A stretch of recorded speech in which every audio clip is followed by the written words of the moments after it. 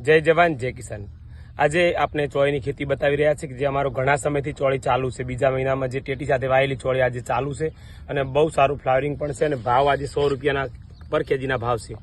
તો ચોળીમાં ખાસ મુખ્ય કાળજી શું હોઈ શકે?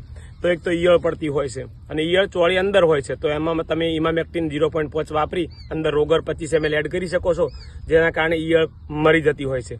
બીજી મુખ્ય કાળજી હોય છે કે જેના ફૂલ આવતા ઘણા હોય છે પણ ફૂલ ખરી જતા હોય છે, તો એ સમયે આપ બોરોન અને કેલ્શિયમનો સ્પ્રે કરી શકો છો।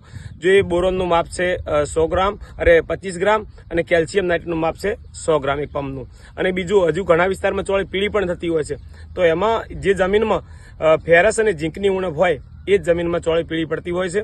તો એવા લોકોને વિનંતી કરું છું કે આપ ફેરસ અથવા ઝીંક બંને સાથે મિક્સ કરી અને આપ સ્પ્રે કરી શકો છો। અને વાવણી પહેલા પાયામાં પણ તમે માઇક્રોન્યુટ્રન આપો તો આ પ્રશ્ન થતા નથી। અને બીજું એનાથી બી સરળ ઉપાય કે